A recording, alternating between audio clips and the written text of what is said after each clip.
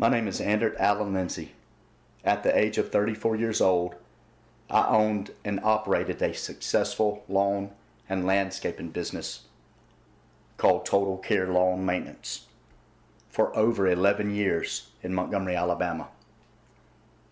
On April the 8th of 2013, I was arrested on my own property because of 3 charges brought against me by the Montgomery Sheriff's Department, Sergeant Griffith, and his wife Mary Griffith.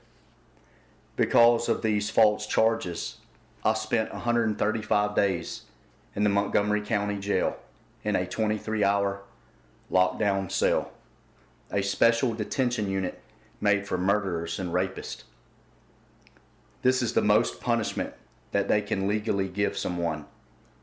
In addition to this punishment, they wouldn't let me see a doctor, and they would not give me my blood pressure medicine, among many other grievances. This was brought to Honorable Judge Price's attention twice, documented in the court transcripts. One time in the presence of Sheriff D.T. Marshall, and Honorable Judge Price ordered D.T. Marshall to give me my life-needed medication. D.T. Marshall nodded, saying he understood, but it happened so many more times that a habeas corpus was filed on my behalf. While I was in the county jail, I was forced to undergo a mental evaluation by Dr. Carl Kirkland. Because I wasn't given my blood pressure medicine lisinopril, my vision was blurry and I could neither read nor write because I was so dizzy when Dr. Kirkland evaluated me. Honorable Judge Price's decision to send me to Taylor Hardin, one of the most secure psych wards in the state of Alabama, was based on Dr. Carl Kirkland's evaluation. Dr. Kirkland's report wasn't even factual. There was information in his report that wasn't true, thus leaving Judge Price with a very negative and untrue opinion about me.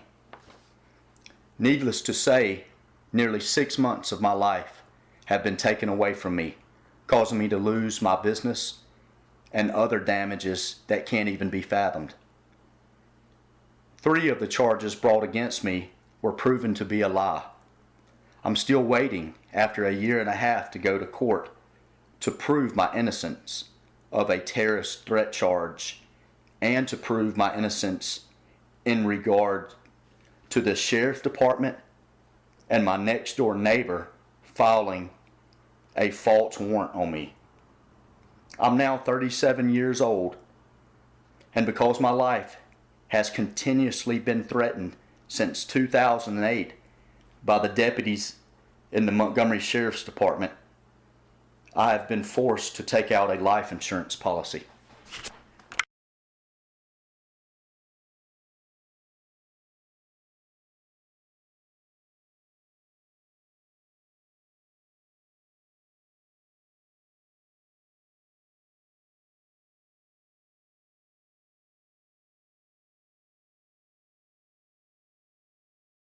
So that if this happens again, we can just come scoop his body up and we won't have to deal with this problem. Oh, the next.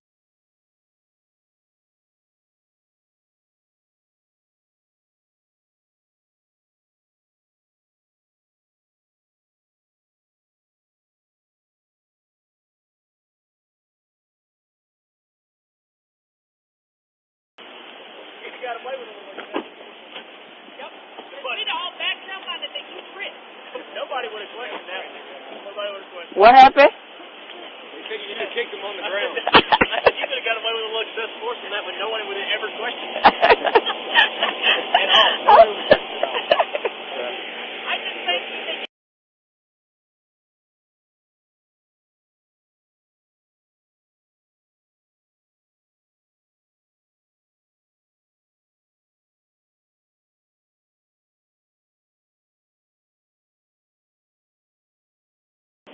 But you forget where I work, baby. I got one in my back pocket.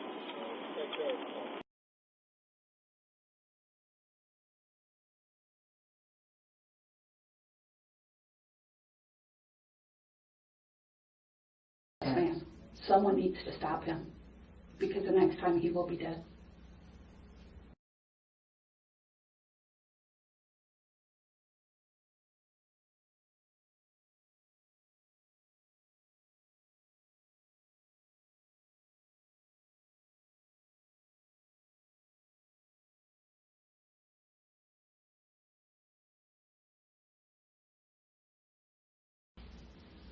My supervisors are aware. My captain told me to carry my AR-15 in the front seat, and if I felt threatened, to use it.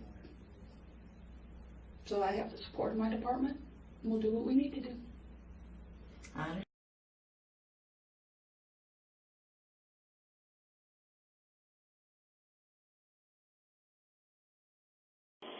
Because I ain't putting up with this shit no more.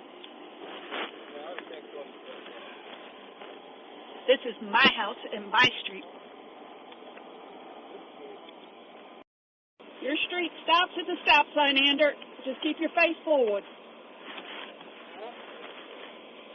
Keep your face forward. I thought you were having chest pains. You're supposed to be in pain.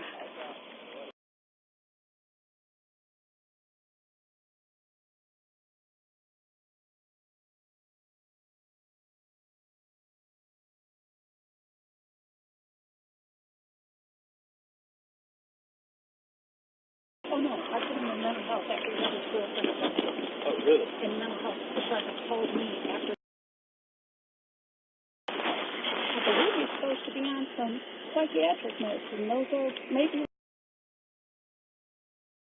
No, she said do it on 2 separate reports. Okay, that'll work. So that way, in case something gets screwed up, then they won't give us the warrants on this And not on that. warrants on that, Okay. or whatever. So Okay, that's fine. That's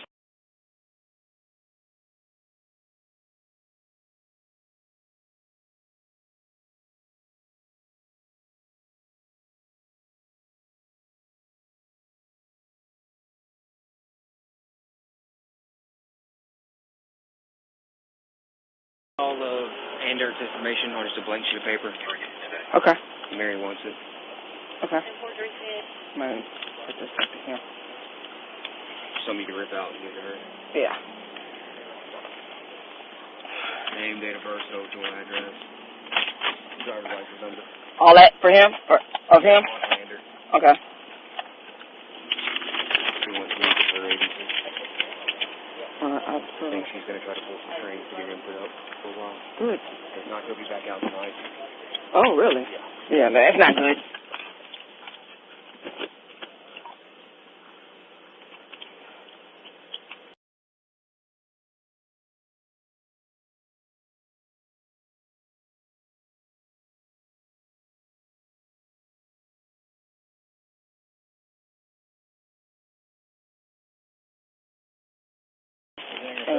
You realize you got terrorist threat double? I saw that.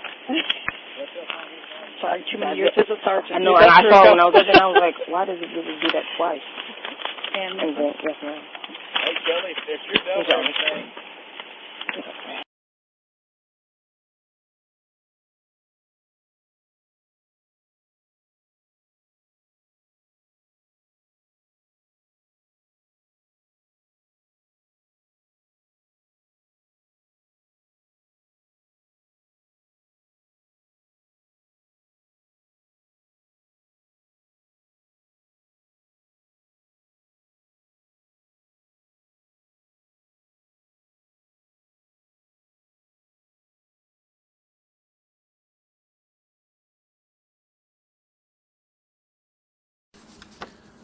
My name is Lance Hester. I am the stepfather of Andrew Allen Lindsay. I have been his stepfather since he was 5 years old. In February, prior to Andrew's arrest in April of 2013, we received a call on my wife's cell phone from a Lieutenant Taylor. She wanted to know if our son had any mental problems. I told her I had not seen any indication exhibited that would lead me to believe that he had any kind of mental problems.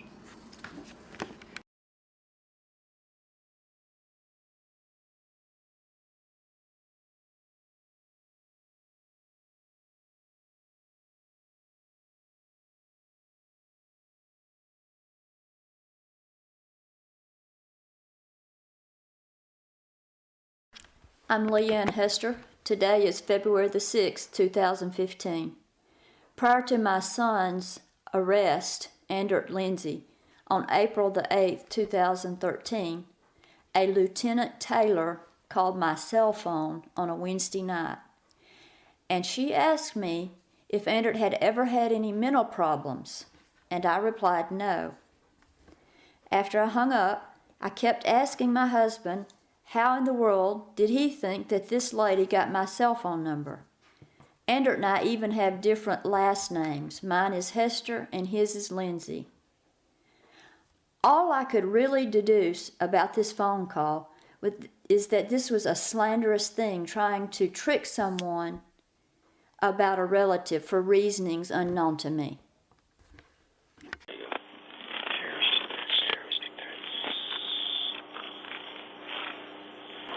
Maybe a stretch there, but I think with the history, I don't know how they could get it to us. Jurisprudence. If y'all gonna get Tom signed the warrant, we'll see what we can. If we can't get terroristic threats, and we've asked Chief about Caroline coming in to give us a warrant, and he said the sheriff had a fit last time. Yeah, and terrorist threats is actually a felony. Investigations would handle that. If you want me to call them, they may be able to finagle something better than we could. If he just got on bond today, shouldn't he just revoke his bond? Or does the judge have to do that? The judge has to do that. So, you know, if he's got a $300 bond, he can make that tonight, be up tonight. Yep. Okay, all right. I'll let you know what they say when I get. Yeah, let me know what Randy says. Wendy's on call. She'll probably have to be when you're done. All right. Let me call him real quick. I'll hit you back in just a minute. But I mean, he made threats to law enforcement about law enforcement. I'm surprised they didn't kill him.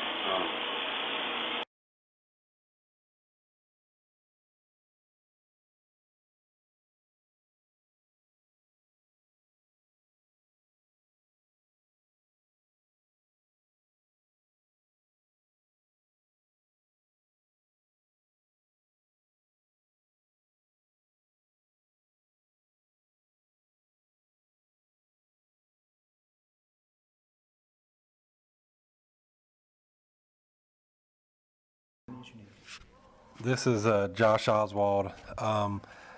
There's two incidents that I witnessed concerning Alan Lindsay. One time I was at his house. He had asked me to come over. I was in his house sitting at his bar when there was a knock on his door, which he answered. 3 deputy sheriffs were standing at the door, and he started talking to them. One of them started raising his voice, demanding for him to come outside, and he was like, "I'm not stepping out of my house." And then another one started raising his voice as well, and Alan opened the door a little bit more, and then they witnessed that I was sitting back there. Then they asked who I was, and Alan told them that it was I was one of his friends, and I was just over there visiting, and I pretty much witnessed them harass Alan at his own home. Alan was doing nothing but minding his own business. They were trying to get him to step out of the house, which he would not do. And they asked if I would step out to talk to them, which I did.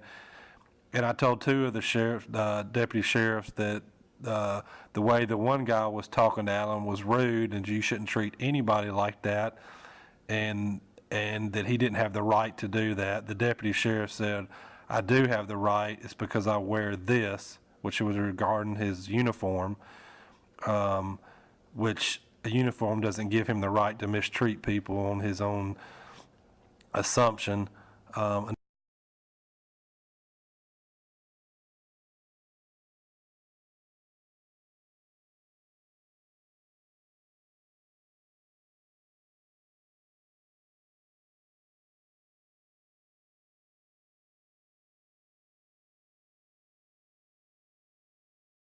We're conducting an investigation. I was just asking. No, that's fine. Don't worry about it. Don't worry about it. It's not a big deal. We're just trying to figure out what's going on. He seems like something's wrong with him. Is he all right? No, he's not good. Are you serious? So. Are you planning on hurting anybody else? What? Hey. Just a simple question, sir. Yeah. Kelly. We getting ready to roll. I'm about Kelly. What are you talking about? We getting ready to go, Mr. Lance. Look, you're okay. I'll call you in a minute. You know why we can't?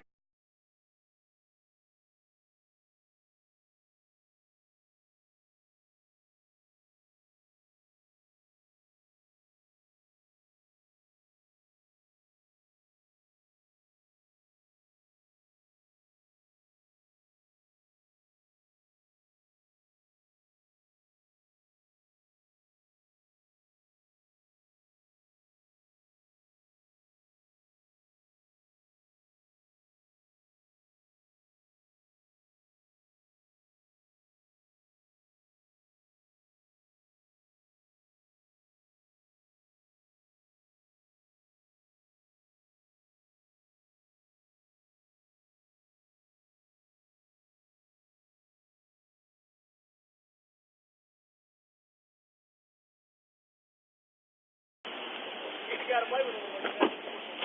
Yep. We'd all back somebody that you quit. Nobody would have questioned that.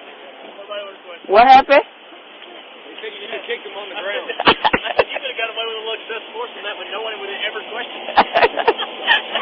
At all. I just think Was at one of my houses in Bridlebrook. We had a vandalism. I had some tenants in the house. A deputy sheriff came to the house and was kind of filling out a report. And Alan Lindsay had come over there because he was talking to him on the phone, and I told him I was over there, so he come over there to check out what was going on. He walked up, tried to shake the deputy sheriff's hand, asked him how he was doing. Deputy sheriff wouldn't shake his hand. In the whole process, Alan was there just trying to help me for trying to fix what I needed to get fixed. And then Alan left to go home to do something, and the deputy sheriff basically told me that he had gotten back in the car to find out if Alan had any warrants on him so that he could arrest him. And that was about a year ago from this date. I can get dates if I need to because there's a police report for that filed for the vandalism on my house. Once again, this is Josh Oswald, and that's my statement.